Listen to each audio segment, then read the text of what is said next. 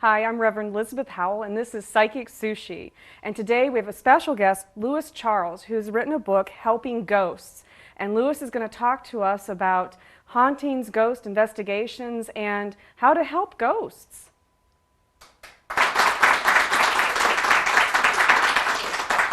And welcome, Lewis Charles. Thank you so much for being on my show today. And we have a wonderful studio audience that came, and there are lots of curious people. Now, you are the author of the book Helping Ghosts, A Guide to Understanding Lost Spirits. And I really think that this is a fantastic title, Helping Ghosts. And you are a professional, or what we say, you're a ghost investigator, as well as you specialize in rescuing, correct? Yes, and yes. Explain what you do exactly so people will know. Well, I wear quite a few hats. Helping Ghosts sort of came out of my experiments, my adventures, my explorations in trying to understand what happens to us when we die, what happens to some. In other words, what are ghosts? Why are they here? Why are they haunting? Field experiments, working on investigations in order to help the ghost move on and solve the haunting. And then the book also is about how those that want to ghost investigate, how they can learn to communicate with ghosts in order to help them, or if you have a haunting, how you can work to solve your haunting. Okay, so this is kind of a self-help book in the respect that you talk to people and help them, or the book will help them. Let's say they do have a haunting, how to get that spirit to move on.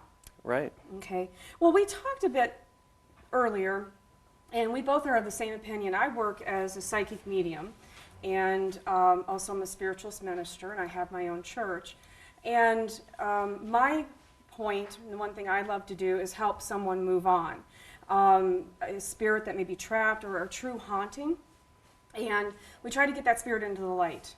And we feel that nothing should be left behind. No one should be left behind. Mm-hmm. And it sounds like you're doing a lot of great work with that as far as rescuing and getting someone to move on into the light. We talked, there are a lot of wonderful TV shows that are on now with paranormal investigations, and we all see them, right? And it seems like people get very much involved in it, and they say, hey, I can do that too, and they get out there and they want to, let's say amateurs, a lot of more amateurs are getting involved now. But the point that I think that you make, and you make it in your book, is that, okay, we establish there's a haunting, but then what do we do about that spirit? Because that is someone. That's someone's relative, right? And we want to get them into the light. Sure. It's ghosts are people, and if I could convey anything, that was probably the first goal, the first nugget that I wanted people, readers, to take away from the book, that ghosts are people. They're no different than you or I, except that they're disembodied. It's wonderful what ghost investigation television shows have done. They've brought an awareness to the public that there may be something more beyond the physical realm. Mm-hmm. And that's always been a goal of mine in the books that I've written and websites, is really just to try to awaken people to the idea that there may be something more beyond what their eyes can see. But as you alluded to, there are many ghost investigation groups. I think in Ohio there are over 500 right now, 500 or 600. It's crazy. And to that, people are going out there, they're emulating or following the what ghost investigators are doing on TV, and it's all about make my lights on my EMF meter trip, or give me some type of sound, and ghosts lose the human side. They become its, or we treat them almost like they're monstrous or something. Or an entertainment. Entertainment. Just an entertainment being or something, and you take away the humanity aspect. Yes. And I think that's a very valid point. Fear. Yeah. I know that, you got started in this, you said, in 2002. Could you tell everyone in the audience about how you got started with this? Oh, well, ghosts started. The idea of understanding ghosts and lost spirits started back in probably just a little bit before that. By 2002, I started hearing about them and started writing my ideas down. But I would really have to go back to 1996 and an experience that I had then. At that time in my life, I was very much a fundamentalist Christian, meaning that I just saw that people, when they died, they were either in a place called heaven or a place called hell. So there was nowhere in between. And with that way of thinking that I had, the idea of a ghost was impossible, improbable, because a person, when they die, would have to be either over here or over there. But something happened to me. I mean, I was a religious leader in our church. I wasn't just a deacon or a Sunday school teacher. I eventually ended up being an elder and sharing an eldership in a Christian church. And so I was trying to help direct this church, and the whole time I was just looking for one thing. What's the truth? What is God's will? And I was at home one day, and I had this presence that just came upon me. Never experienced anything like that, was not aware that you could feel a tangible presence, a spirit presence, and it just blew me away. And I don't believe it was a ghost. This presence was very loving, very joyful, very peaceful, and really stayed with me strongly for about a week.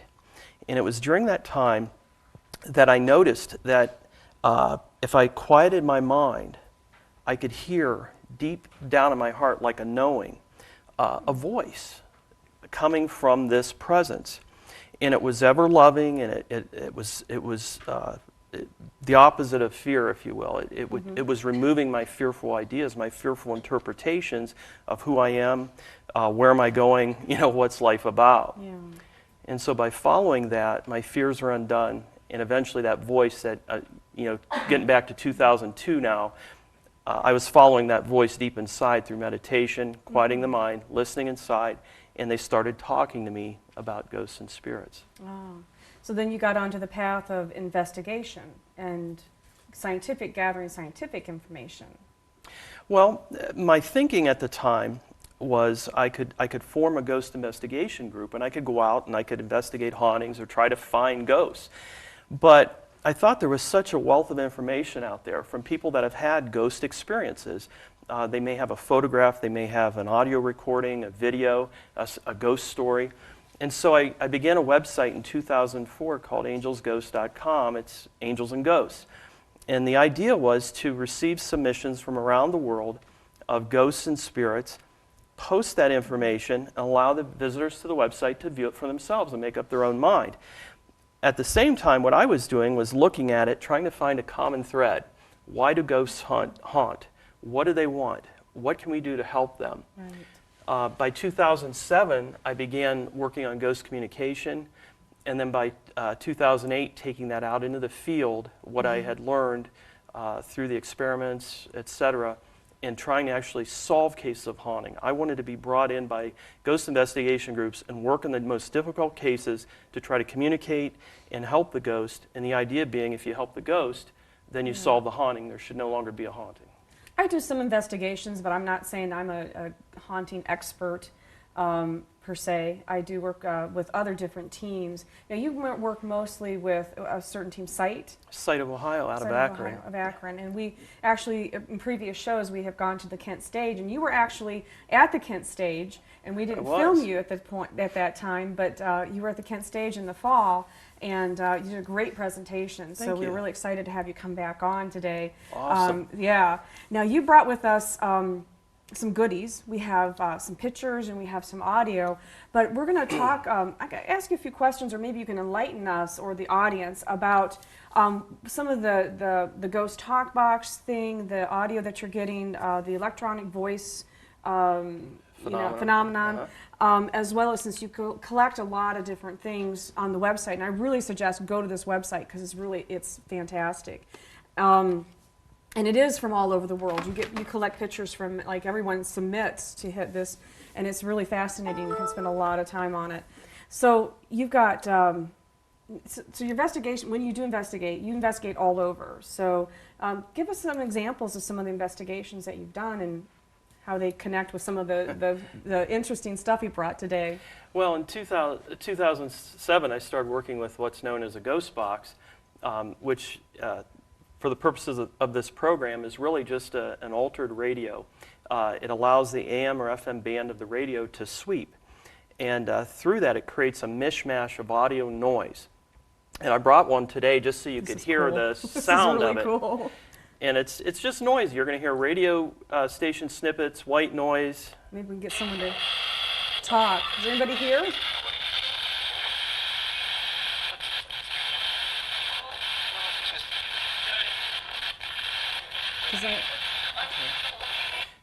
So that's what it does, is it creates this noise. And we believe acts more like, by creating a carrier wave, it's able to bring the ghost voice or EVP through more regularly. And with working with this, you just use a simple audio recorder and you lay it down in front and you record it. And you ask questions and you listen. And sometimes you can hear the responses live. Other times you won't hear it until you go back and listen to your recording. And I found when I started working on this in 2007, experimenting, that I was recording some incredible messages. Now, it doesn't have to be a ghost that can come through. It can also be a spirit, an enlightened person, a person who's not earthbound on the other side. So I'd like to play one of those recordings because it's really the first one that rocked my world. Oh, wow. And it's a woman's voice.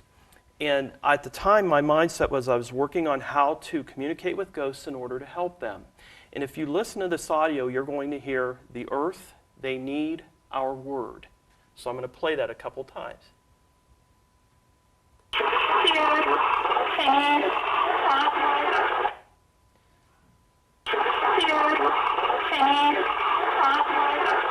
Ooh.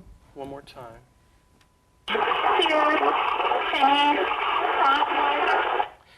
It was then that and that was in my living room. There was nobody there but my dog, okay? So my dog doesn't speak that good of English. I knew it wasn't my dog. And I wasn't even trying to record ghost or spirit voices, but I kept recording encouraging messages like this. Mm-hmm.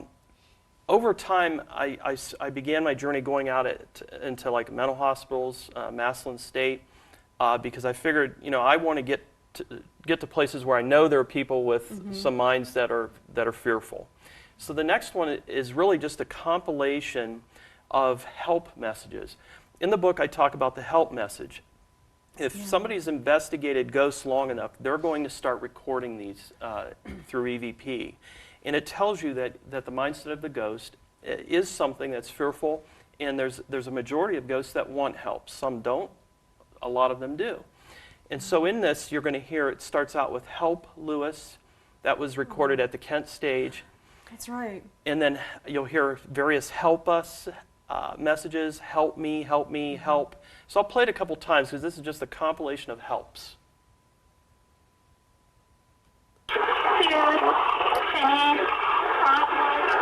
Wrong one. Sorry about that. Right. Well, we needed to hear that Just again. live TV. I'm sorry. Here. Help. Help, Lewis. Was somebody asking for help? Help.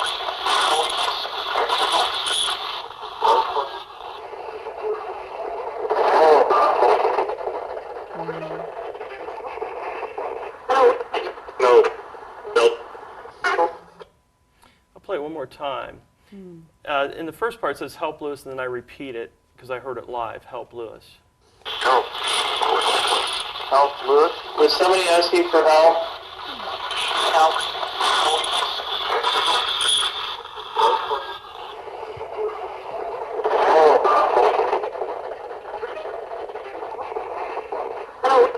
No. Nope. Now, when we talk about the ghost mind, I want to just bring up an understanding for your audience. If we look at the near-death experience, and I talk about this in the book, there are three common things that are typically experienced in a near-death experience. The first one is they're greeted by loved ones, people in spirit that are benevolent, loving. It could be someone they knew, it could be a loved one, a friend, a family member, or somebody they don't know. But they're always there to seem to bring peace and comfort, to help that person transition, which just means to move forward in the life journey and not stay stagnant or remain behind. The second experience is the light experience. And that's where people describe an intense light. It could be a tunnel, it could be just all around them, but they're engulfed or feel this light, see this light. And it's always a tremendous peace, a tremendous love like they've never felt before, and very inviting. And then the third thing that happens after the light experience is typically the life review. And what happens is the entire life lived on the earth is seen like in a split second. And it's a time of judgment of sorts. It's not judgment from an angry God, but what it is it's taking the things that we've experienced, the things that we can learn from, take those with us, and the baggage to get rid of, the fear to get rid of. It's a cleansing process. And that's what the ghost does not have. The ghost has not gone through that cleansing process, that light and cleansing process, so they remain behind. And what holds them here, the common thread that I talked about, is fear. Now you may think, well, my grandmother is here, with us at our house. Maybe somebody in the audience that has grandma, and they know she's a ghost, and she's not here because of fear. She's here because she cares about us. Well, I want to say that fear comes in many forms: doubt, worry, guilt, anger. Even care or concern is a subtle form of fear that will keep somebody focused on the past, focused on this realm, and not move forward and continue the life journey. So Interesting. Now, I find that really fascinating because I have had several people, working as a medium. They come in and there's a spirit right there with them, and they're saying, "Yeah, that's my, grandma," and she sits and watches TV with me every night, and I sometimes go, "Is this a spirit? Has a spirit crossed over or not?" I know that sometimes they don't feel earthbound, sometimes they do. That's very interesting that you'd say caring. So it'd be an attachment. You care about someone so much you're going to be attached to them and not move it, cross over. a person, a place, or thing. Attachment is just a person is fond of, a noun, a person, a place, or thing. There's something that's holding them here. Now they could have fear of the future too.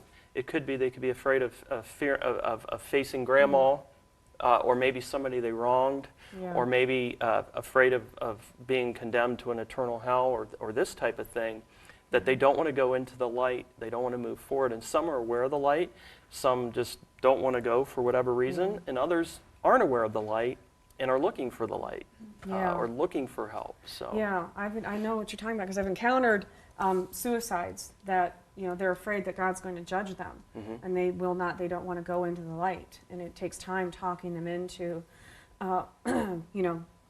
making that transition. So in your book, though, you give people examples on how to cross a ghost over. You want to give us a step-by-step or just a quick run through how to do that? Well, before I jump into that, I want to play two more pieces of audio because I think it's going to sort of cement it a little bit more on the mindset because, the short answer on how to help a ghost is compassionate communication, just like we would communicate with people here and be empathetic and caring and listening and give wise advice or helpful advice. That's really what it is. That's really what it is. Most people that have ghosts and haunting don't take and want to recognize it. They don't want to recognize there's a ghost. They want to ignore the ghost. And so the haunting will kick up. You'll have more knocks, you'll have more weird occurrences, and then they become more frightened, and the ghost becomes more determined to try to get their attention, but they're ignoring the person. Right. So let me play this next audio. This one says, "Leave, son of a bee, leave." And it's important because I want you to hear this. This is intertwined within music. And with the ghost box, even though it can pick up radio frequencies, you would not hear these words on the radio. So, play it again. I heard that. One more time. Wow. That was a haunting in Canton, Ohio, and this was an apartment. And the husband had died, or ex-husband had died, and they were, at the time, the wife and the husband were going through a divorce, and it was kind of a little bit of an ugly divorce. And the children saw him in the apartment. They saw the dad in the apartment. So the mother was convinced that he was trying to enact revenge. I mean, they were having all kinds of crazy things happen. Lights turning off, light bulbs popping, Wow. stuff falling off the shelves that he had given to the ex-wife, like I think it was a teddy bear or stuffed animal, just all kinds of weird things. And we worked to try to get him to leave. And you know, in the recordings I had, his recordings were very nice, but he didn't go. He wouldn't cross. And we finally figured out there was another man in the apartment who had lived in that apartment building, and he was not of good mind. And so I'm trying to make this recording, and my ghost box starts acting up. And that's when I recorded a couple things that were weird. And that was one of them, the please son of a bee leave. So in no unnecessary terms, he told me he wanted us out of there. Yeah. And the other recording I made was stop that music, because his presence, he was manipulating the electronics. I mean, the electronics were going haywire in the apartment wherever he was, and it was causing the radio to just stick on a frequency and play rock music. And I'm going, what's wrong with this? Why am I getting rock music? Stop that music! You know, I'm going. But that's an example. We had to get that ghost to cross before the father would go. And, this last one was recorded in Massillon Cemetery, and this would be from an enlightened spirit. And after we had crossed a number of ghosts, I asked, have they headed to the light? And you'll hear the answer, the light, yes. Have they headed to the light? Yes. That. Have they headed to the light? Yes. Now, see, I got the electronic frequency off of that, see, and I can feel that, and to me that was, wow. Yeah, and these are really great to hear with headphones. Right now I'm blasting them through, the amplified speakers so you can hear them, but, we analyze the recordings with headphones, and, in the book I talk about sort of the do's and do nots, because we don't want stray radio fragments. We want relevant responses to our questions. I try not to ask a whole lot of yes or no questions. I want phrases or sentences that are relevant. So if I'm in a lighthouse and I ask about the keeper or Captain Babcock, which I talk in the book, I'm getting responses about the keeper and Captain Babcock. Right, instead of random, just one word or bits. Or yes or no or yeah. Yeah. The ghost talk box, always, that to me is an amazing piece of technology now, only because working as a psychic medium, I get the vibrations, or I get the feelings, or I hear clairaudiently, a response, and then this a piece of technology actually backs me up, because it'll talk through there and say the same thing, and it's just, to me, that's amazing. I love that. And I don't know if I want to carry one around with me all the time, because then, I'd be probably getting too freaked out too many times. It'd be like in the grocery store or something. I don't know. It'd be kind of fun though. Go grocery shopping, have the ghost talk box going. Yeah, it'd be fun. Just see who's around randomly. Tell us about the most interesting case that you've had. Let me think here. I'll tell you about a case up in. It's a place where I've not been able to help. Because I did not have the opportunity at the time. But I want to encourage readers, if you want to go to a place, or listen, viewers, if you want to go to a place in Northeast Ohio that's haunted, I would go to Chef Fritz Roadhouse up in Fairport Harbor, Ohio. Oh, Fairport is notorious. That old bar where you can go in and eat or whatever has haunted history. It also used to be a house of ill repute, men off ships used to come through there. But there are a lot of ghosts, and one night we went up there. Sight of Ohio had a sight night, and just a bunch of people went up, and we heard the stories from the owner, and the owner will be glad to tell you all the stories of the haunting and the ghosts, show you photographs that he has, and he has some good photographs. the first thing that happened to me when I was there was I snuck up the back stairs to where the the prostitutes used to be, because I was just drawn there to record. And I started recording in the ghost box, and I heard some voices. And I came back down to get more people, and I'm standing down there, and all of a sudden I just feel like this breeze walk right through me. And Laura Lynn, who I believe was on your show, psychic medium from Akron, Ohio, she sees me from across the room. She goes, "Did you see that lady that just walked by you?" "No, but I felt her." That's where it started. So we went up the back steps, a bunch of us, and just allowed it to play. And I talk about it in the book, Helping Ghosts.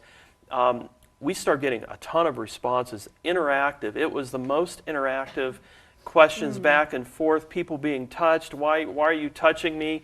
To be playful was a response, and just different things. It was an incredible interactive night. So I would say that so that your audience could participate and go in there. That would be a great place. But Have you done any investigations in the Medina County area at all? I want to say yes. Okay. I'm not good at the geography of counties, but I know that I've done one or two up this way. A lot in the Canton area. I've been as far south recording voices and stuff as St. Augustine Lighthouse in Florida. Oh, wow. And East Gettysburg, PA. Gettysburg, yeah. But around here, primarily Akron, in Canton area. One haunting I'll tell you about was pretty interesting, because this people had this house, and they had their own residences. They were an older couple, and they found each other, and they bought this house. And their idea was to get rid of their other places and move in here, right? And so when they moved in there, all of a sudden they're having all this activity, all this stuff happen, this crazy stuff. Scratches, stuff knocked off whenever they're together, a pillow over the man's face, a shadowed form of a woman walking down the hall, and they were scared to death. And they went to their church and they said, "Can you come out here and get rid of these demons?" That's what they figured they had. And the church... I would look at it. That's what I would conclude. Their church said, "No, No, we don't good go luck." there, yeah. That's when Sight of Ohio got the call, right? Yeah. So we went out, and they showed us there were crosses painted above all the doors and windows on the outside. Before they bought the place, this was done. So they were convinced that this was something demonic. When we worked the case, we eventually figured out that it was a lady that had formerly owned the house, and she didn't want anybody living there. And she was mad as a hornet. And the root of her anger was actually her husband. And so I talk about that in the book. But we were able to get her to cross. When you're working with ghosts, if you can reunite them with a loved one who's crossed, that's the most powerful thing. And in this case, it was her mother. She didn't want to see her ex-husband, or her husband, who he wasn't an ex-husband. He had died, and then she found out some things about his infidelity. Let's call it that. So she was very bitter, but she was anxious to see her mom. And when she found out she could see her mom and be with her mom and still visit here, she was willing to move forward. And then the activity abated. Wow. The haunting was solved. So it wasn't demons. There are negative ghosts. Yay. Now, what would you say with the calls you get, a majority, or is there a percentage that is just what we call residual energy? And then how many are really true hauntings?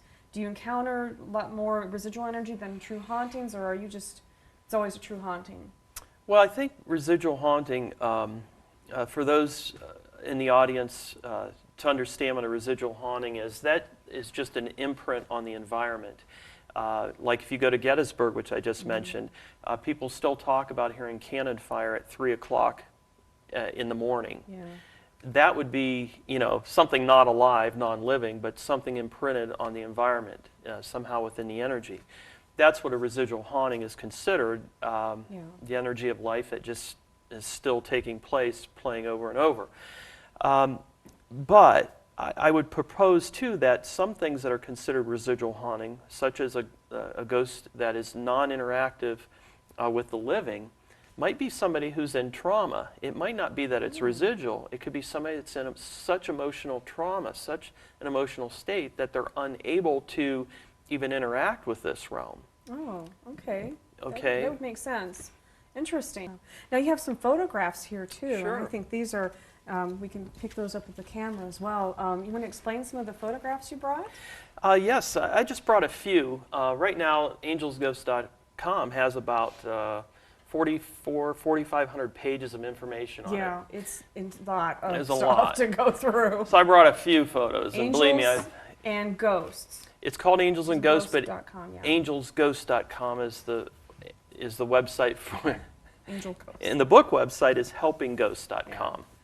Okay, this was taken at Perkins Mansion. The story behind this photograph, over a year ago, they took photos of the inside of it in case they ever needed them for promotional brochures or materials.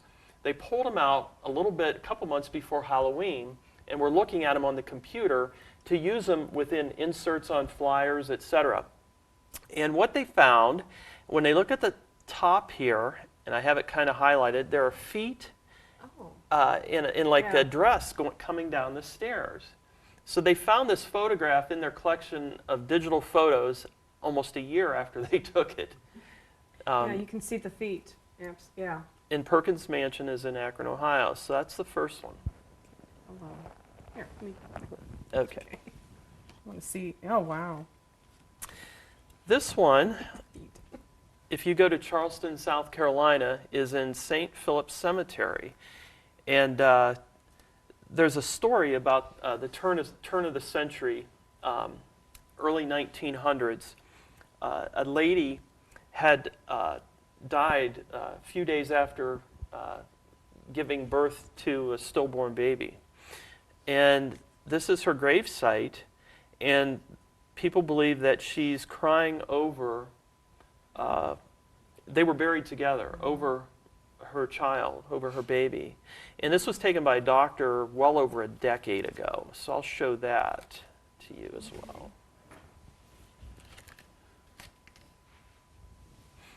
Holy moly. Oh, it's going to get better. Just wait a second. Jeez, hopefully we'll get more of a close-up on that for everyone. We'll pass these out to the audience when Yeah. we're done here. So This photo is of an energy. I think it's the beginning of an apparition forming on some stairs. This is at Mansfield Reformatory. It was taken by Dale Lute of Site of Ohio. And he was using, I also make full spectrum cameras. I take cameras apart and alter them to be able to see in the dark with infrared lighting, and you don't use the flash so you don't get false cool. anomalies. And when he was down at Mansfield Reformatory down in Columbus, or in Mansfield, he was seeing things move through the viewfinder, and this is one of them that he caught. And it's a fantastic photo. wow.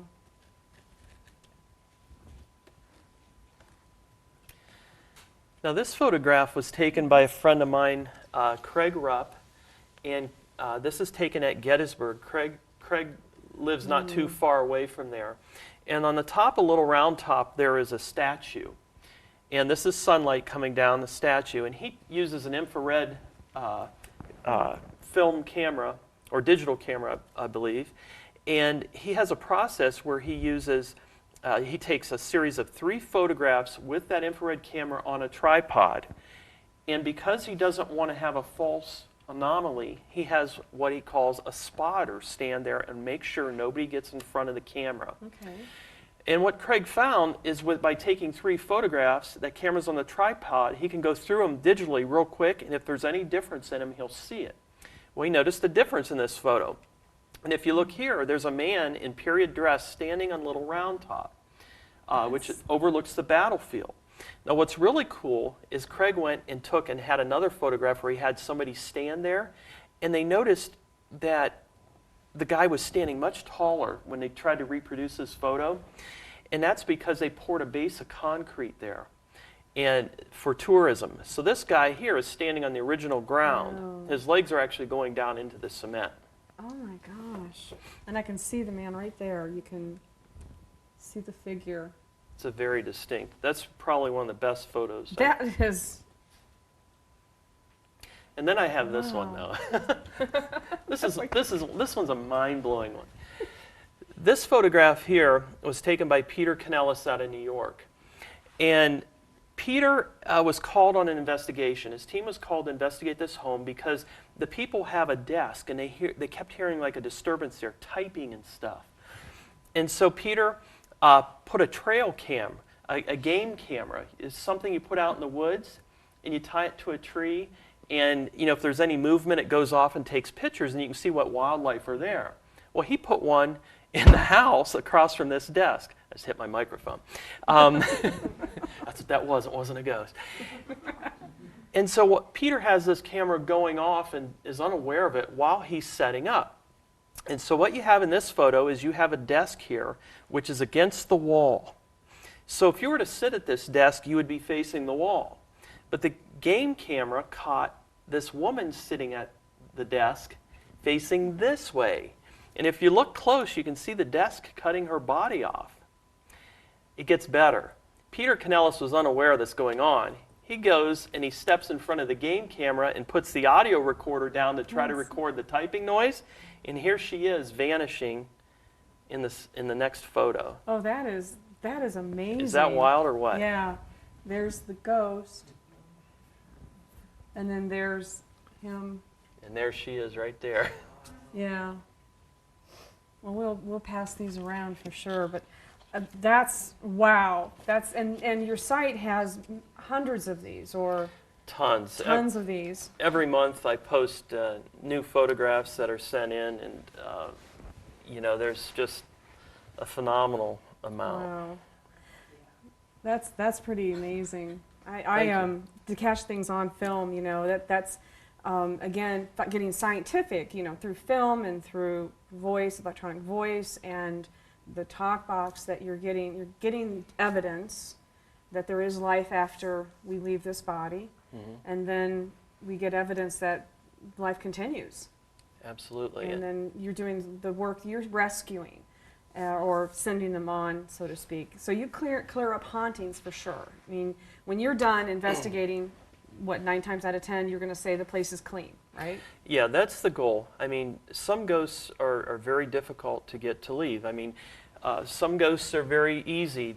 They just need, and getting back to your question a while ago, how can we help them? The first thing, if you have a haunting or you're a ghost investigator, you need to overcome your own fear. You can't help somebody that's fearful if you're afraid as well. Right. So you work on your own fear first. The second thing I tell people is that if you have a haunting, acknowledge the ghost. Don't ignore the ghost. Some people believe that if they acknowledge the ghost, the activity is going to stir up. It's usually just the opposite. If you ignore the ghost is going to try to get your attention. And so that person is going to be more desperate, especially if they're wanting your help or they want to get a message across. In the book, Helping Ghosts, I do talk about 3 ways to try to communicate. The first way is to record EVP, which is electronic voice phenomena, meaning disembodied spirit voices. You just simply can buy a cheap audio recorder at like Radio Shack for about $30. You can sit it down, if you have a haunting, sit it down in there and ask questions, or you can just let it record, upload it to a computer, amplify it, listen, see if you have any responses or any messages. That's one way you can possibly find out what's going on. Another way is to find an altered radio called a ghost box. I have them on my website. If you Google ghost box, you're going to find out all kinds of information, how you can make one or buy one. There's some commercial models even, and that enhances the EVP collection. Some people record EVP with fan noise, running water, white noise. A ghost box is no different. It just uses a different way of doing it. What do you think of those iPod apps? There's one for ghost communication now. Do you think that's valid, or is that kind of just maybe a toy, like an 8-ball? I mean, some people say they're getting some results from them. Okay. So I can't really, say it's impossible. I think that, the biggest thing we can do is find what works for us. And that's why I talk about meditation as the third thing. Okay. Because if we can learn to quiet our mind and follow our gut, if you want to call that, the inner voice, if you want to call that God, if you want to call that spirit, if you want to call that the Force for Star Wars fans, I don't care. Quiet your mind and listen. What are you feeling? What's your gut read? And go with your gut. If you get the impression that you need to say this, say this. I was recently talking to Rob Demarest from Ghost Hunters International. Oh. And Rob says to me, he comes up and he wants my book, right? I was at a trade show. And he goes, we're out there and we're investigating. And he goes, when you investigate long enough, you know that ghosts are out there and you know that they need help. And he says, we're in the Philippines, we're investigating. And we're getting messages, we're getting EVP that they want help. So afterwards, we're talking, after the cameras are shut down, we're going, how can we help them? And he goes, I didn't know what to do. He goes, the only thing I knew to say was, the war's over. Because I knew these were ghosts from World War II. So he turned on his recorder and he said, the war's over. And when he played his recorder back, he found the response, but who won? Wow. It was just we have to work. We have to listen. We have to go with our gut. And then he bought this book and he said, oh, now I know what to do. Hello? I gave him a couple. Very good, because that's been one of my pet peeves is that these people go in and say, oh, yeah, your house is haunted or your place is haunted, see ya. Yeah. And then the owner goes, oh, okay. And then what do we do now? Yeah. Yeah, and that's amazing. So that is a fantastic story. Thank you. Great. So we talk to them and we tell them, help them out. Yeah, we acknowledge them, and I like to tell them that there's nothing to fear, and that explaining to them whether they know it or not, whether they know it or not, that their body has died, but they're all right because they're eternal spirit.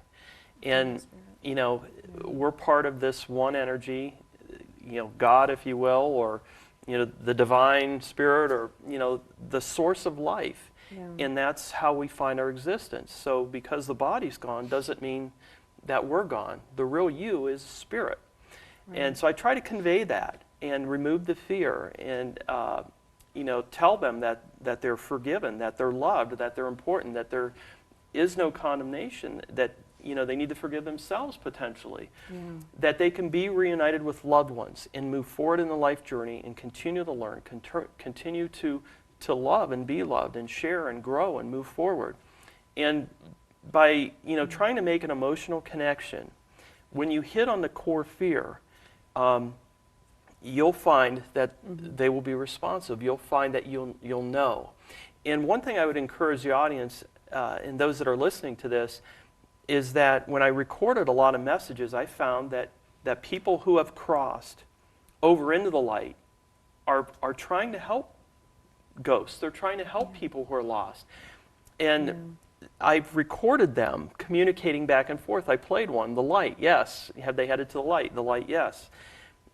They're there to help us, to try to bridge the gap. You may think, well, why don't they just help the ghost? Well, oftentimes the ghost might tune them out or might be afraid of them because their focus is on this realm. Right.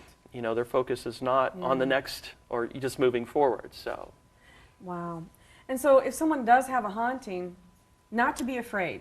Acknowledge the ghost and follow some simple steps. Talk to the ghost. Talk to the ghost. Help them cross over. Call in. You have some other steps. Call in maybe some guardian spirits to send them, or relatives of the ghost, or. Well, when I get to the end of it, I do talk about telling them that their loved ones are here in spirit, and I often ask them to think about a loved one that they know who's gone on before them that they wish to see more than anyone, and I tell them that they're there right now, whether they know it or not. And we can create that light. We can help them open up to that light. That light is within everybody. That truth and that healing is within everybody. But we wall it out. We wall it out with darkness, which is just an allegory for a lack of understanding, a lack of knowing. And so that's what fear is darkness. If we can remove that fear, there's the light, and then they can transition. You piece together the haunting with trying to get communication, whether it be EVP or ghost box or meditation, following your gut, and speak forth and work it until they go. Now, I want to tell your audience that when a ghost crosses, there's something that I talk about in the book called the release. You can actually feel a tangible change in the atmosphere.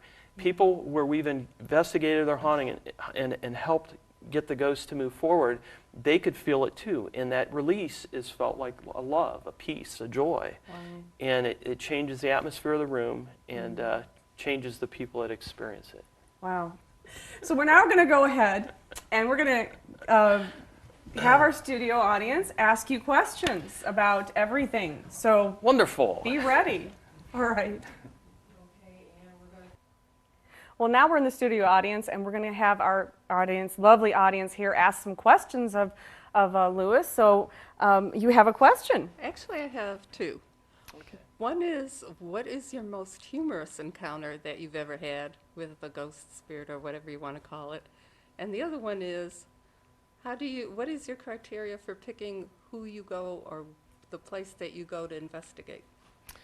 Okay, I think probably the most humorous was, and I alluded to up at Chef Fritz, it was such a great experience, but the female participants in the group were being touched inappropriately by a male ghost.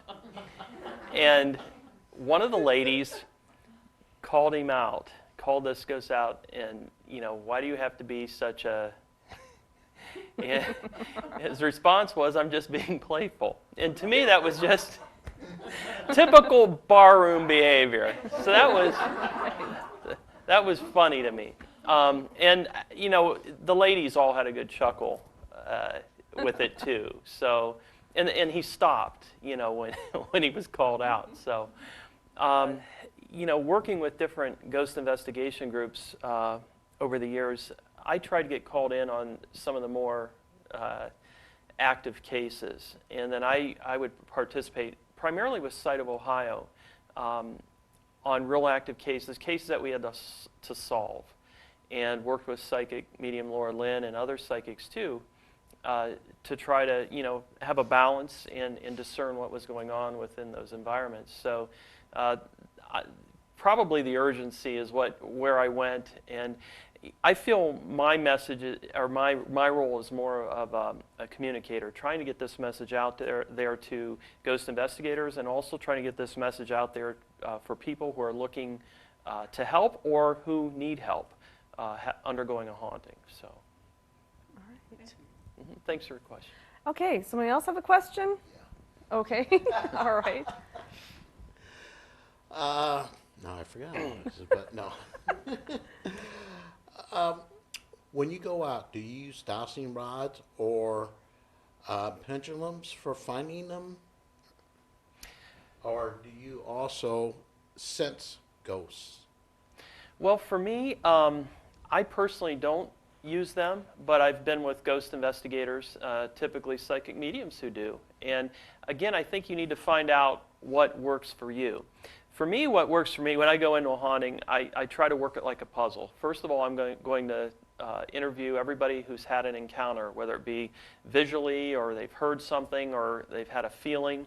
Then I try to technically investigate it, try to get some recordings, maybe some photos or videos, see what we can capture. And then I also follow my gut. And when I go throughout a house that's haunted, I try to just follow where I'm led. Where I'm drawn to. And, I'll try to shut my mind down at different points and just listen what I'm hearing inside. And that's how I work it. And at the end, you should have pieces of a puzzle that sort of give you a blueprint of what to do next, and then just follow your gut. Do you also, when you send someone through to the light, you don't sense it or feel it when the spirit is moving on or the ghost is moving on, do you? I do. And I think it's different for different people. And I talk about in the book a method of doing that, and it's basically having the ghost, the person visualize the light or the sun rising up on their back, but I can also do it myself by just having them. Sometimes I have them just hug me. I just hug me, and I'll just feel the presence, the light just well up in me, because that light's within everybody, and just explode, for lack of a better word, just gush forth, and they'll transition that way. Ghosts have, as I mentioned, have different personalities. So I want to take this fear away for those that are listening to this or watching this. The negative spirits that we ran into, the negative ghosts, were very few when compared to the overall cases of haunting. Most people were middle of the road.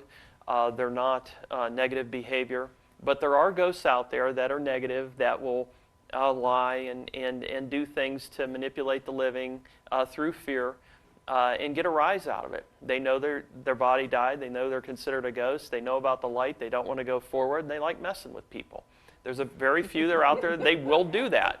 But there's people like that now. I mean, you can go out in the street here and you can find a couple bad eggs, They like messing with people. So, the big thing is, that's what I always say, when you fear, you hand control over to somebody else. And with ghost investigation or trying to solve a haunting or communicate, no matter what method you use, if you're fearful, you're handing control over potentially to somebody that will take advantage of that. Thank you. Yep, same way at work, school, the mall, Right. Denny's restaurant, Okay. So No, we got I'm another kidding. question? Oh, well, we'll go to the front here. And Is it hard to understand through the radio when you upload it to your computer? Sometimes it can be. You have to learn to not turn the ghost box up too loud, because otherwise you'll blast your recording out and it'll be a lot of so, just learning to get the volume set right, learning to, have a good pair of headphones and work with the audio player or audio analysis software. Might be a little bit of a challenge, but it's not very difficult. You can get used to it. The more you do something, the better at it you become. So. okay, thank you. Got somebody down here. You spoke about the people who have already crossed over into the light coming back to visit. Sure. You think that they can do that? I at know any they can time do that they that. want? Yes. Yes, Yeah? they can do They that. can come back and visit family and look in on them, so they don't have to be Absolutely. afraid to go to the light. That Re- they'll be able to come back. Yeah, once they go through that cleansing process, I think that I don't think we understand how many enlightened spirits are with us. I feel they're all around. Yeah, and they may be just observing. They may be communicating with us. They may be learning from us as well. Sometimes we think that we can only hear a message from them. Sometimes they may bring a message, but maybe they might be learning from us as well. Any other questions? We got a lady right here. Why wouldn't these spirits help the ghosts that are stuck here? I think they try. In fact, I know they try.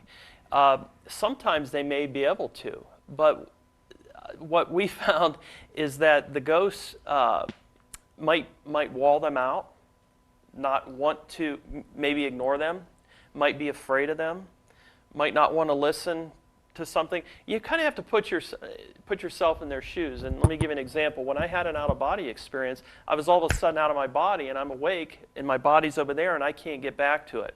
I'm immediately frightened. I'm thinking about all the things I didn't get to do. I've got young kids. I thought I had died. So I'm thinking, I've got young kids. I didn't get to do this. I don't want to die. I'm too young to die. I didn't get to say goodbye to my family. Blah blah blah. Fear set in. That's the mindset of a ghost. It can be full of fear. And so you can imagine where my mind would have been, at least I can, had I seen somebody in spirit. Had I seen somebody else there, I probably would have flipped out at that point in my life because I wouldn't have been prepared to handle it. And I think that's kind of what you have in some cases. You have a barrier. It's the mind that walls it out, or fear. Okay, thank you. Any other questions? I have one. Okay.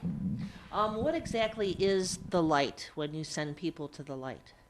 I think the light is a term we use. I'm going to take it back biblically, because to me, I like the message that Jesus, Yeshua, talked about with the light. He talked about the kingdom of God being within you. He talked about, don't let your light be covered over with darkness.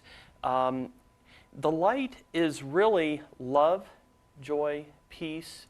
It's who you really are, who we are collectively. It's that energy, that loving energy that empowers, that energizes all that really is.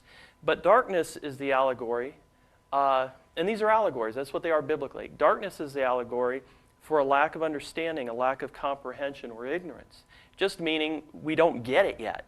Get it, man! Do you get it? And it's fear, and so I think that's what he's talking about, is not allowing that darkness, not allowing that fear, those beliefs, those misconceptions, misunderstandings to shut out your light, to cover it over. Use the analogy of a basket covering your light, your lamp, and the light can never be put out because it's who you really are. But we believe that this body and that this is who I am. Well, you're an eternal spirit, and that's what we have to get to, the comprehension of that. I hope that answers it. Kind of, maybe. Kind of. You may call it heaven. You may call it, God. You may, it's a label. We label everything and try to define our world. Yeah. Anybody else? No more questions? All right. Well, I guess we have finished our question and answer session, and we'll go back and thank Louis Charles in a minute. Well, Louis, thank you so much for being here today on my show and sharing with us Helping Ghosts and your insights and your knowledge to a guide to understanding lost spirits. I think that's really profound.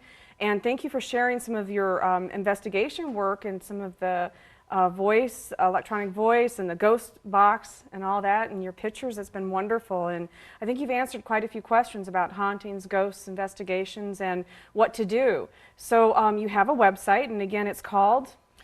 Well, there's angelsghost.com. That's where the photos and evidence and stories are at. And then for the book, helpingghosts.com. You can get more information about that. All right, great. Well, we encourage people to get rid of the fear, right? Let go of fear and trust and move and stay in the present moment, and that'll help you move on and forward in your life or our lives, right? Absolutely. Well, thanks again, and Thank you. welcome. Well, we'll have you back on again. I think that there's more stories and more things that we can definitely investigate here in the studio. Sounds great. So thanks again. Thank you.